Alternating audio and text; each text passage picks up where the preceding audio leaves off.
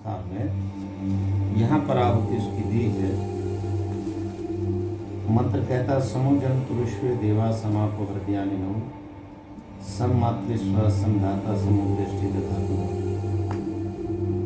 हे संसार के देवता लोगों, विवाह संस्कार में देवता लोग आते हैं, नशेड़ी भंगेड़ी नहीं आते। आज विवाह को खराब जो करते हैं नशेड़ी और भंगेड़ी करते हैं। न संस्कार सुनते, न संस्कार का अर्थ जानते, संस्कार क्या है और विवाह क्या है, ये कितने नंबर का संस्कार है, इन संस्कारों का जीवन में क्या महत्व है, उन बातों को जानते नहीं। बस दो ही चीज़ें हैं, फोटोग्राफी और नाचना। दारू पी करके वैसे नाच ले, वैसे नचा के दिखाओ उनको, दारू पी के नाचना, विवाह को खराब करना, ये दो काम शेष बचे। तो मंत्र कहता समुजंतु विश्व देवा, हे समस्त संसार के देवता लोग आओ का हमें देखो। आज हम दोनों प्रसन्नता पूर्वक एक दूसरे का हाथ थाम रहे हैं, एक दूसरे को स्वीकार कर रहे हैं, एक दूसरे का वर्ण कर रहे हैं, चुन रहे हैं। इसलिए हम दोनों आज तक ब्रह्मचर्य आश्रम में थे, अब हम दोनों गृहस्थ आश्रम में प्रवेश कर रहे हैं। और हम दोनों कैसे रहेंगे? सम आपो, सम कहते बराबर, आप कहते जल।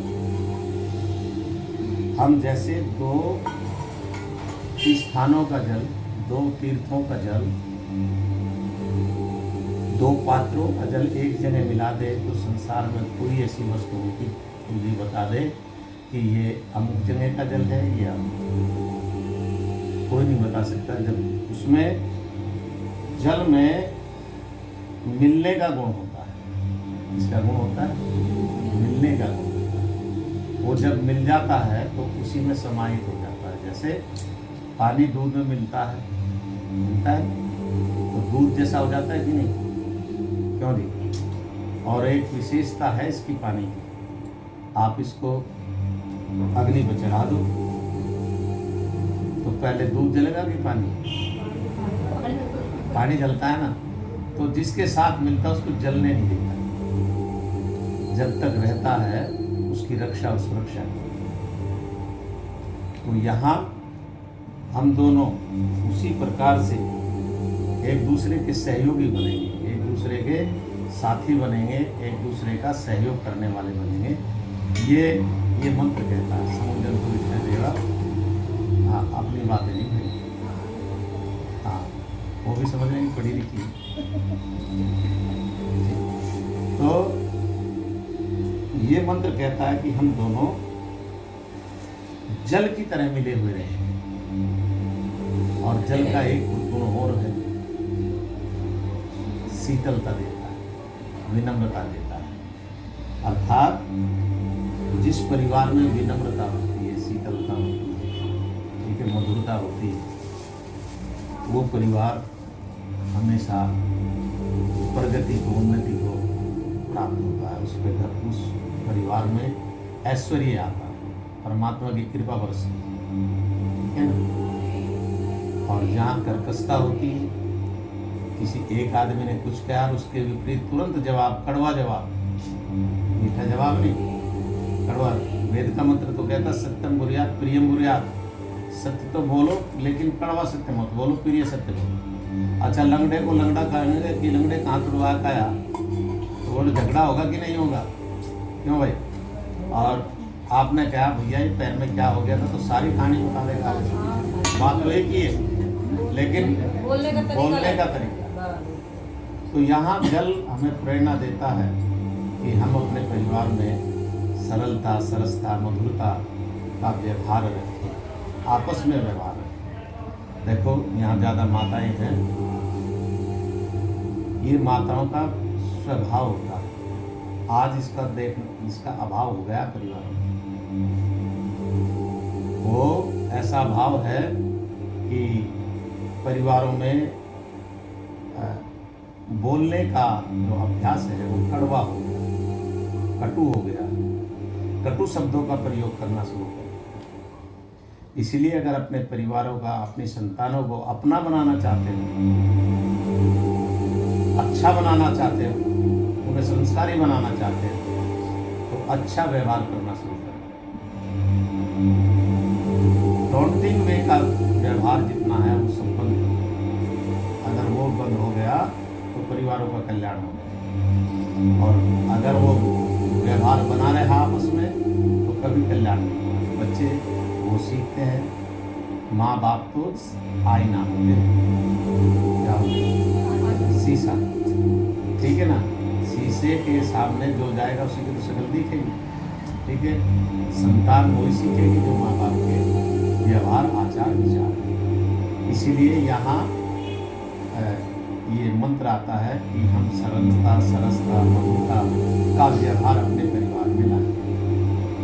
और एक और बात इसमें कही कि हम आज से जैसे दो जलों का, दो स्थानों का जल, दो पात्रों का जल, दो तीर्थों का जल कभी अलग नहीं हो सकता, इसी प्रकार से हम अपने जीवन में कभी अलग नहीं होंगे। जरा जरा सी बात में पत्नी का मुंह उस दीवार की ओर, उसकी ओर, और बीच में रिसीवर बना रखा बच्चे को। बच्चा तो बोलना नहीं जानता, जा अपने बाप को कह दे ये भी आएगा, वो भी कह देगा अरे वो सामान ला के वहाँ रख दिया, देख लेंगे। तो इस तरीके का व्यवहार परिवारों में नहीं आना चाहिए। उन परिवारों का ही कल्याण होता है जहाँ एक दूसरे का सम्मान होता है, सम्मान करना चाहिए। और सरलता, सरसता, हाँ अगर कोई कभी दिखती है और कभी बाहर से आए तो अभद्र व्यवहार ना करें, आराम से बैठे, जल पानी आदि पी पा करके फिर आराम से बातें करें कि ये काम अगर ऐसे होता तो ज़्यादा बढ़िया रहता। यानी कि कार्य को सुलझाने का प्रयास करना चाहिए, उलझने का प्रयास नहीं करना चाहिए। आज जो देखने में आ रहा है, जो आज की पीढ़ी है वो उलझती है। आज 6 महीने नहीं विवाह को होते, 6 महीने बाद सब, ज़्यादातर सभी बिरादरियों में हो रहा है, कोई एक में नहीं है, सभी बिरादरियों में हो रहा है। 6 महीने में ही सब काम खराब हो रहा है, क्योंकि उनमें सोचने समझने की जो शक्ति है वो समाप्त हो रही है कि हमारा कल्याण कैसे। वो तो खाओ पियो मौज करो की संस्कृति को पढ़ लिया, उन्होंने परिवार संस्कृति को नहीं पढ़ा। संगच्छतम शब्द बददम सम ओमनांसी जाता, प्रेम से मिलकर चलो दोनों सभी जानी बनो, पूर्वजों की भांति तुम कर्तव्य तो भूल ही गए, ना प्रेम भाव रहा है। और विवाह संस्कार में जो छठा, जो 7वां वचन आता है, आप सबको याद है कि नहीं? किसी को? हाँ, वहाँ कहते हैं सखे सप्तपदी भव। 7वां, हाँ कौन तो याद रहेगा, सखे सप्तपदी भव। 7वां जो वचन है वो मित्रता के लिए। पंडित जी तो बताते हैं कि 7 सहेलियों में बैठी तो अपमान, अगर अपमान तो किसी का नहीं करना चाहिए। आपस में ये रिश्ता ऐसा है, कभी अपमानजनक भाषा का प्रयोग आपस में नहीं करना चाहिए, ठीक है ना। अगर कोई बात बुरी लगती है तो आराम से ठंडे मस्तिष्क जब दोनों पे हो जाए उस समय उस बात को परिवार में रखो तो वो अच्छा रहता है। और यहाँ कहा सखे, सखा कहते हैं संस्कृत में मित्र को। आज से हम दोनों मित्र बन रहे, मित्र रहेंगे, मित्र बन के रहेंगे। संसार में अगर कोई सबसे बढ़िया रिश्ता तो मित्र का, ठीक है ना। जब मित्र घर में आता है तो सारी जितने भी टेंशन होती है आदमी सब भूल जाता है और आपस में बड़े सौहार्दपूर्ण बात, बहुत प्रेमपूर्ण बातें। तो इसी प्रकार से मित्रवत रहेंगे। मित्र कोई छोटा बड़ा नहीं, मित्रों में कोई छोटा बड़ा नहीं। और आपकी भाषा निकल जाती है, तू की भाषा आ जाती है जब मित्र आपस में बात करते हैं, ठीक है ना।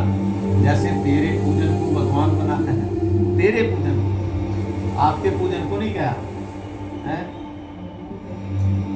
तो यहाँ जो जितना निकटस्थ है वहाँ भाषा तू और मैं आ जाता, ठीक है ना। तो यहाँ ये मंत्र कहता है हम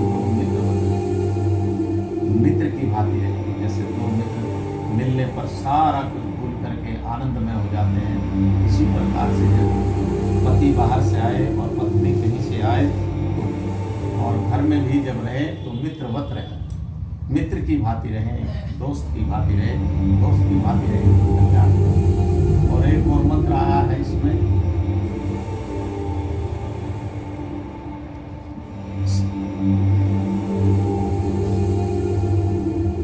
हृदयम दधामि मम चित्तम अनुचित्तम तेस्तु मम वाचम एक विश्व प्रजापति। परम पिता परमात्मा ने हम दोनों को एक दूसरे के लिए पहले से नहीं किया। जैसे कहते हैं ना कि देव माता ने जोड़ी बनाई, ठीक है ना, तो ये जोड़ी बनाई। देव माता कहते हैं जिसके माता नहीं होती। परम पिता परमात्मा के ना माता है ना पिता, वो सबका माता नहीं है, ठीक है ना। इसीलिए उसको गई माता कहते हैं, बिना माँ का है, ठीक है ना।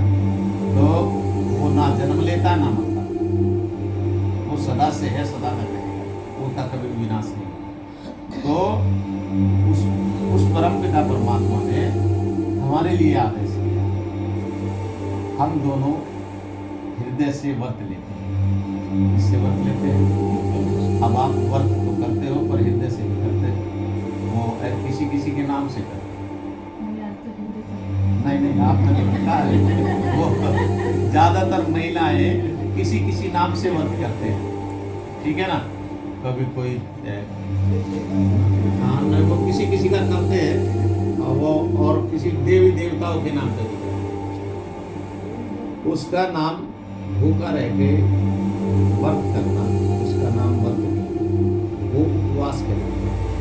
क्या कहलाता है? उपवास, यानी उपवास, पास में रहना, किसके? जिसके नाम से कर रहे, ठीक है जी। कब रहोगे? जब उसके गुण कर्म स्वभाव अपनाओ। अब गुण कर्म स्वभाव तो अपनाते ही भूखा रह लेते। किसी संतोषी के नाम से गुड़ चने बांट देते हो, किसी और के नाम से कुछ और कर देते हो, है नहीं। लेकिन उसके क्या गुण कर्म स्वभाव थे उनको अपनाते थे, इसका नाम व्रत नहीं। ये मतलब कहता है आज हम दोनों हृदय से व्रत लेते हैं। हम दोनों आज से, हम दोनों का चित्त मन वाणी एक दूसरे के अंदर।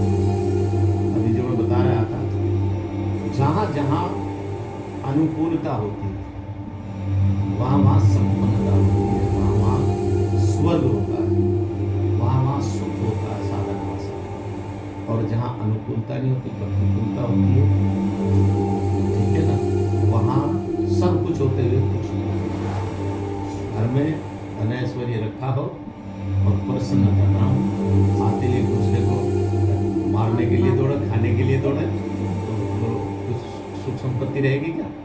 इसलिए चौथा वचन कहता है मयो भवाज, मयो चतुष्पदी, यानी चतुष्पद चौथा पग सुख शांति के लिए।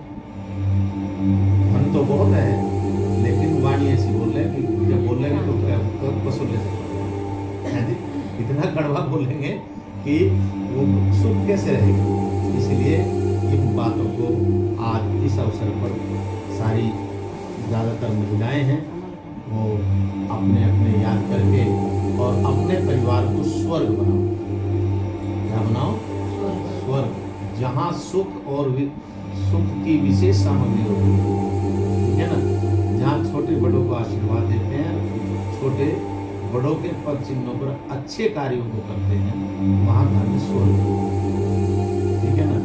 एक कहावत है, अन्न प्राणा की नया नर घर कुर्बंती नार, बालक खेले आंगना स्वर्ग निशानी से। तो अच्छे कुल की पत्नी, अच्छा व्यवहार वाली, ऐसा ही अच्छे कुल का पति और अच्छे व्यवहार वाला, ये सब मिल करके अपने परिवार को स्वर्ग जैसा आनंद आप अपने घर में ले सकते हो, जहाँ व्यवहार बढ़िया हो, आपस में संतानों का आचार विचार भी आपके आधार पर ही होगा। आपका अगर आचार विचार बढ़िया नहीं होगा तो संतान का भी आचार विचार बढ़िया नहीं होगा। इसीलिए इन बातों का अपने परिवार में ध्यान रखें। इन अवसरों पर ये प्रेरणा लेकर के ही हम अपने परिवार को अच्छा कर सकते हैं, आगे बढ़ सकते हैं। ईश्वर कृपा करे आप सब लोग इन बातों को अपने जीवन में आए और अपने परिवार को स्वर्ग का जैसा आनंद ले सको, कर सको। आप आशीर्वाद लो जी